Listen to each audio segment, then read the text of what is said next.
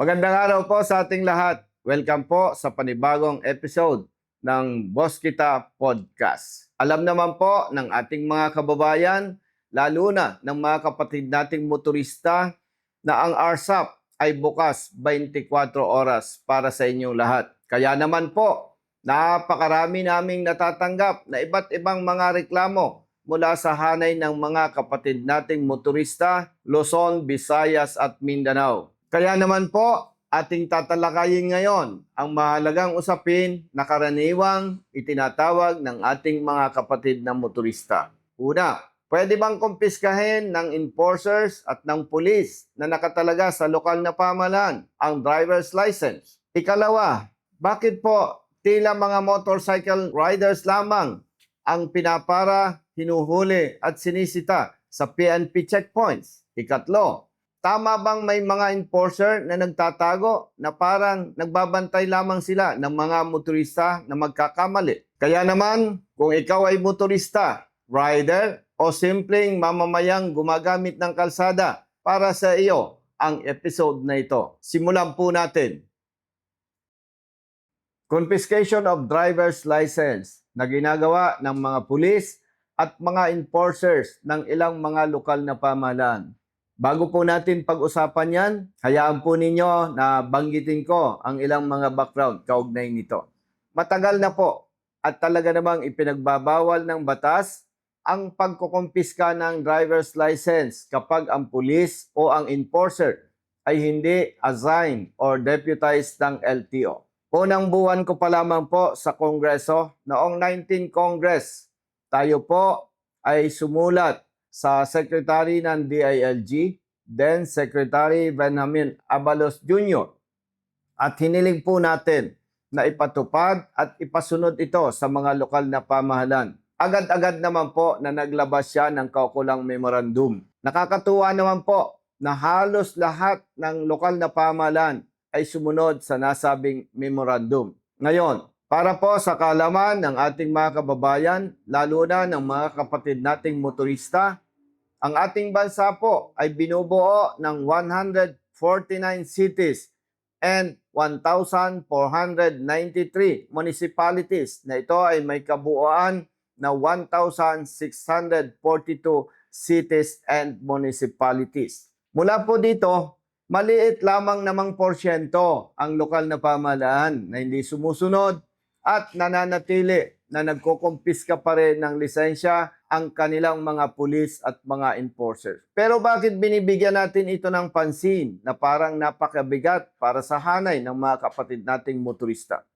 Ipaliwanag ko po sa inyo. Una, ito pong kanilang ginagawa na hindi pagsunod sa batas at patuloy na pangungumpiska ng driver's license ng mga kapatid nating motorista ay tunay po na maliban sa paglabag sa batas, ito po ay pabigat sa buhay ng mga drivers, ng mga riders at siyempre ng kanilang pamilya. Ipaliwanag ko po sa inyo. Halimbawa po, ako ay driver ng truck at ako ay taga Davao o taga Mindanao. Siyempre, hindi maiwasan ako ay dadaan sa lokal na pamahalaan ng Calamba o kaya naman sa iba pang mga lokal na pamahalaan.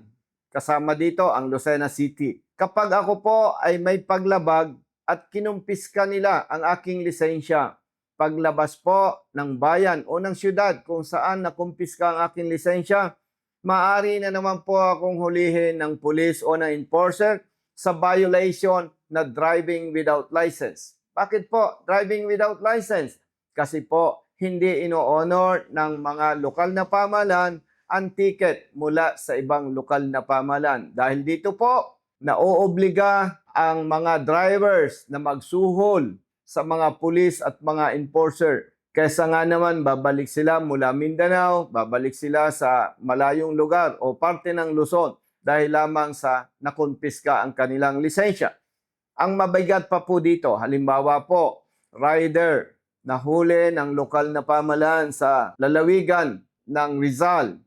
Kapag sila po ay napunta sa ibang lugar, hindi lamang po sila tinitikitan ng driving without license. Kinukumpiska po ang kanilang motorsiklo. Ini-impound. Sa makatuwid po, dahil sa hindi pagsunod ng ilang mga lokal na pamahalaan dito sa nasabing batas. Tunay na tunay po, uulitin ko, pabigat sila sa buhay ng mga motorista at sa kanilang pamilya. Kaya naman po, sa mga lokal na pamahalaan na patuloy na ginagawa itong mali na pagkukumpiska ng lisensya dahil ang kanilang pulis at mga enforcer ay hindi deputized ng LTO. Gumising naman po kayo. Huwag ninyong kalilimutan, kayo po ay public servants na dapat ginagawa at ipinatutupad ninyo ang tama. Maawa po kayo sa mga kapatid nating motorista na nabibiktima ng inyong mga pulis at mga enforcers. Ulitin ko po, base po sa batas, tanging enforcers lamang ng LTO at deputized nila ang maaring magkumpiska ng lisensya ng motorista. Pero kamakailan lamang po, naglabas ng memorandum ang LTO Chief, Assistant Secretary Marcos Lacanilao, na hindi na rin po nagkukumpiska ng lisensya ang kanilang enforcers at ang kanilang deputized enforcers. Napakasama po na mismong LTO na may kapangyarihang magkumpiska ay itinigil na nila. Pero may mga lokal na pamahalaan pa rin na patuloy na nagkukumpiska ng driver's license ng mga kapatid nating motorista. Kaya naman po, ipinapakiusap natin sa mga mayors ng mga lokal na pamahalaan na patuloy pa rin ginagawa ito. Huwag po ninyong kalilimutan, kayo po ay public servants. Dapat po, ginagawa ninyo ang tama at hindi kayo karagdagang pabigat sa buhay ng mga kapwa natin Pilipino.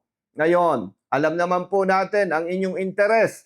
Gusto lamang ninyo makakolekta agad ng multa ng motorista. Pero hindi siguro ninyo alam, ito ay nagiging armas ng mga tiwali at abusado. Gusto ko na rin pong ipalam sa inyo, may mga lokal na pamahalaan na napakagaling po ng kanilang pamantayan o ang kanilang pagpapatupad. Kapag hindi po nag-settle o nagbayad ng multa ang motorista na nahuli ng kanilang pulis o ng kanilang enforcer, sinasampahan po nila ng kaso ang motorista na may paglabag. O kaya naman po, nagre-report po sila sa LTO. Ano ang maganda dito? Kapag nag-report po sila sa LTO at ang nasabing motorista ay magre-renew ng kanilang lisensya, hindi rin po sila makakalusot sa pananagutan sa inyo. Isang halimbawa po niyan, mayroong isang rider na magre-renew ng lisensya. Ano po ang sabi ng LTO? Sir, meron po kayong violation sa lokal na pamahalaan ng Caloocan City. Mag-settle muna po kayo. At dagdag ko pa po, itong nangyari sa kapatid nating rider. Dahil hindi agad siya nag-settle ng multa, yung pong violation niya na may halaga lamang na 1,500 pesos nung siya po ay bumalik sa lokal na pamahalaan ng Caloocan City, ito po ay mayroong halaga na more than 30,000 pesos. Kaya idagdag ko na rin po sa ating mga kapatid na motorista, makakabuti po na kapag kayo ay nahuli, magbayad po agad kayo ng multa. Pero kapag mali po ang huli sa inyo, huwag po nating payagan. Aaksyonan po natin ito sa pamamaraan legal. Magsasampa po tayo ng kaukulang kasong administratibo laban sa pulis o enforcer. Huwag po tayong pumayag sa mali nilang ginagawa. Labanan po natin ang katiwalian at mga maling pagpapatupad ng batas. Ang Boss Kita Podcast ay hatid sa inyo ng aming kapartner at katuwang sa programa. Walang iba kundi ang Cylon Tire. Mga boss, kapag ang usapan ay biyahe, hindi lamang forma ang importante. Kailangan safe, matibay at maasahan ang gamit na gulong ninyo sa araw-araw. Kaya naman maraming motorista ang nagtitiwala sa Cylon Tire dahil sa kalidad, performance at tibay nito sa iba't ibang kondisyon ng kalsada. Mapa long ride, daily commute, pangkabuhayan, dapat sigurado ka sa kapit at tibay ng iyong gulong. Kaya kung gusto mo ng quality tires na subok sa performance at sulit sa halaga, mag-Cylon Tire ka na. Cylon Tire, maaasahan sa bawat biyahe.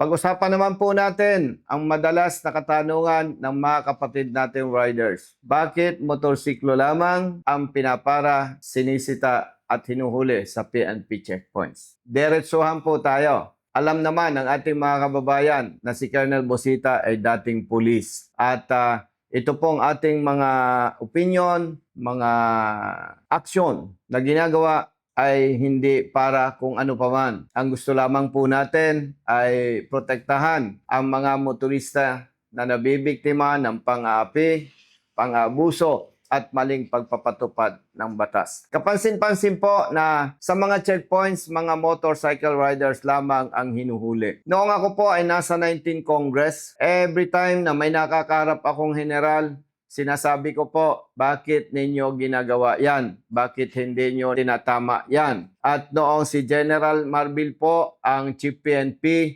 naglabas po ng memorandum ang PNP na sinasabi doon, dapat sa PNP checkpoints ipatupad ng kapulisan ang tama kaugnay dito. Pero nakakapagtaka, bakit hanggang ngayon ginagawa nila yan? Ako po ay naniniwala na ginagawa nila yan dahil unang-una, prangkahan tayo, diretsuhan tayo. Maliliit lamang ang mga motorcycle riders. Hindi nila kayang magsampa ng kaso at magreklamo laban sa pulis o laban sa enforcers. Bakit po natin kinu-question yan paulit-ulit? Sino ba naman po ang kriminal na may dalang illegal drugs na 5 kilo na ikakarga sa motorsiklo? Sino naman po ang kriminal na mayroong rifle or high-powered firearms na dadalhin habang nakamotorsiklo? Wala naman po. Sino ba ang nagdadala ng mga illegal drugs? Sabi natin 10 kilo, 5 kilo o gaano pa kadami yan. Sino po ba ang mga kriminal na may dalang high-powered firearms? Ang ginagamit po nila karamihan madalas ay 4-wheeled vehicles, mga kotse.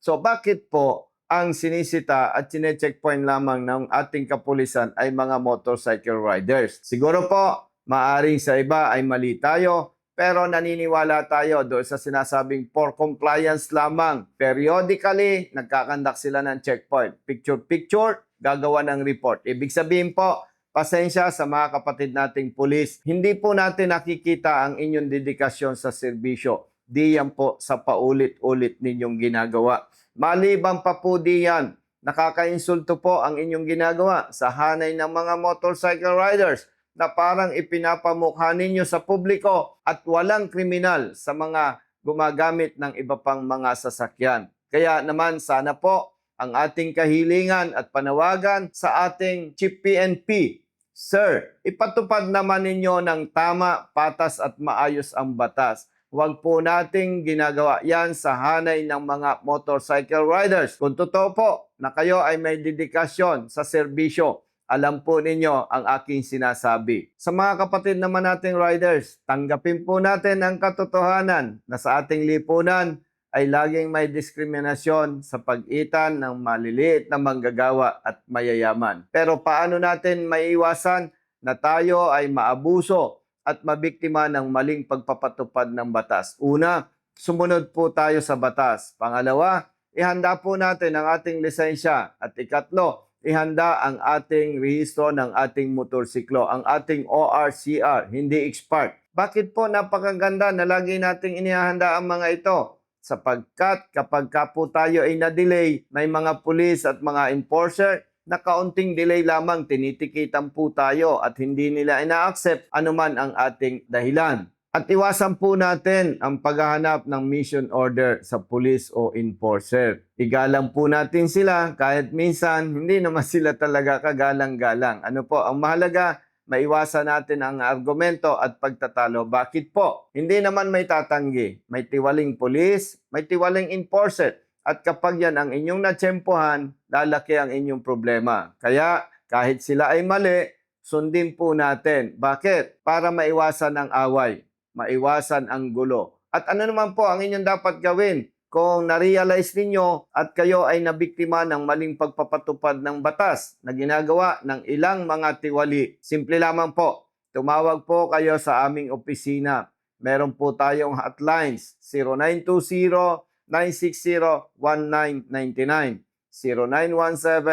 0917-678-2016. Paglilinaw po, mayroon tayong pamantayan. Basta tama, kampi-kampi tayo. Ano po ibig sabihin nito? Kung kayo po ay mali at may paglabag sa batas, wala po kaming maitutulong para sa inyo. Harapin na lamang po ninyo kung ano ang kaukulang penalty na nararapat para dito. Ang Boss Kita Podcast ay hatid sa inyo ng aming kapartner at katuwang sa programa. Walang iba kundi ang Cylon Tire. Mga boss, kapag ang usapan ay biyahe, hindi lamang forma ang importante. Kailangan safe, matibay at maasahan ang gamit na gulong ninyo sa araw-araw. Kaya naman maraming motorista ang nagtitiwala sa Cylon Tire dahil sa kalidad, performance at tibay nito sa iba't ibang kondisyon ng kalsada. Mapa long ride, daily commute, pangkabuhayan, dapat sigurado ka sa kapit at tibay ng iyong gulong. Kaya kung gusto mo ng quality tires na subok sa performance at sulit sa halaga, mag-Cylon Tire ka na. Cylon Tire, maaasahan sa bawat biyahe. At ngayon naman po, pag-usapan natin ang mga pulis at mga enforcers na sadyang tumatago na parang ang binabantayan lamang ay ang pagkakamali ng motorista. Sa mga kapatid nating traffic enforcers, magbasa-basa naman po kayo from the words traffic enforcers. Ibig sabihin po, tagapagpatupad kayo ng traffic. Dapat magkakaroon pa lang ng violation ang motorista. Halimbawa po, no left turn. Dapat nandyan kayo, visible at iginaguide ninyo sila. Pero ano pong ginagawa ng marami? Nagtatago at kapag may naglabag o may nagkamali na motorista, saka sila lumalabas at hinuhuli. Sa iba naman nating mga kapatid sa PNP, kamakailan lamang po mayroong nag-viral na video at nagbigay ng reaksyon si Commissioner Kalinisan. Ang napansin po niya doon, yung rider na walang disiplina, pinapara ng pulis, pero hindi tumigil at iniwanan lamang ang pulis na pumapara sa kanya. Mga kapatid, no bias. Para sa aking sariling pananaw, sa aking assessment, may mali po ang pulis. Bakit po?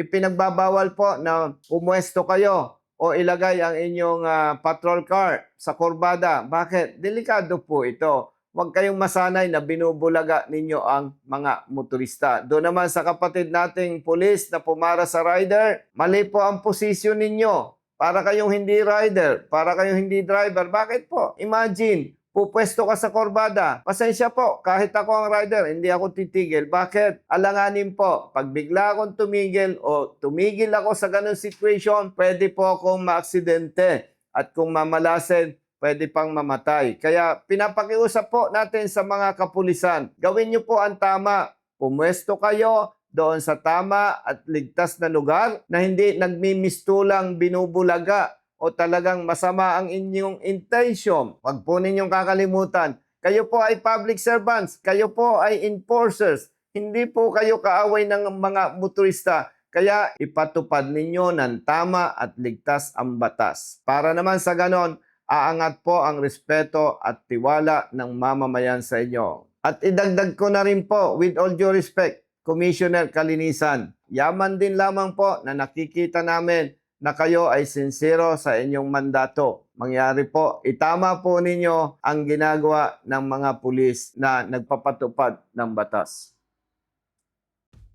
Ang Boss Kita Podcast ay hatid sa inyo ng aming kapartner at katuwang sa programa. Walang iba kundi ang Cylon Tire. Mga boss, kapag ang usapan ay biyahe, hindi lamang forma ang importante. Kailangan safe, matibay at maasahan ang gamit na gulong ninyo sa araw-araw.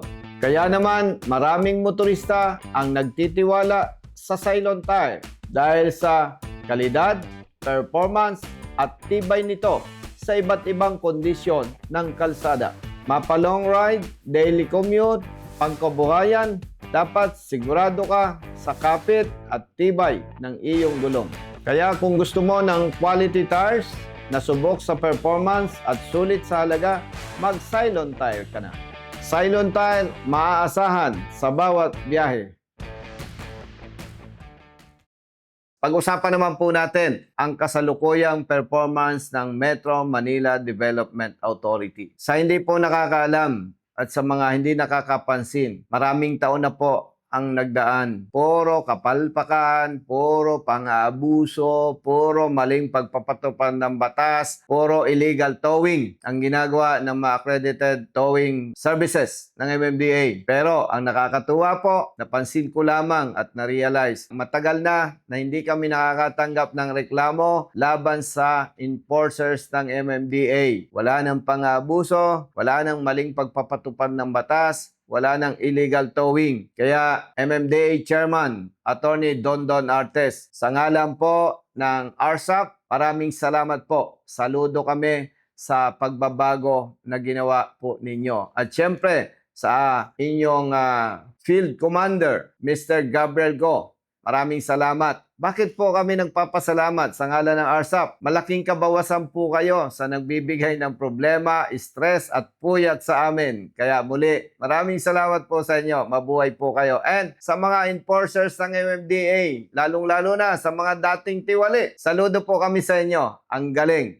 Nagbago kayo. At doon naman sa mga nananatili na napakamabuting public servants sa hanay ng MMDA, panatilihin po ninyo yan. Sumasaludo po ang RSAP sa inyo. Mabuhay po kayo. At ngayon naman po, gusto kong ipalam sa ating mga kababayan, sa ating mga kapatid na motorista mula sa lalawigan ng Marinduque at lalawigan ng Laguna. Sa darating na June 13 po, Sabado, kami po at ang provincial government ng Marinduque ay maghahandog po ng libreng road safety awareness seminar. Ito po ay gaganapin mula alas 10 hanggang alas 5 ng hapon sa Marinduque State University. Welcome po ang lahat ng motorista. Ulitin ko po, libre ito. At sa June 29 naman po, Sunday, maghahandog din po kami ng libreng road safety awareness seminar. Kasama naman po ang lokal na pamala ng Calamba City. Ito ay gaganapin po sa Barangay 3, Covered Court,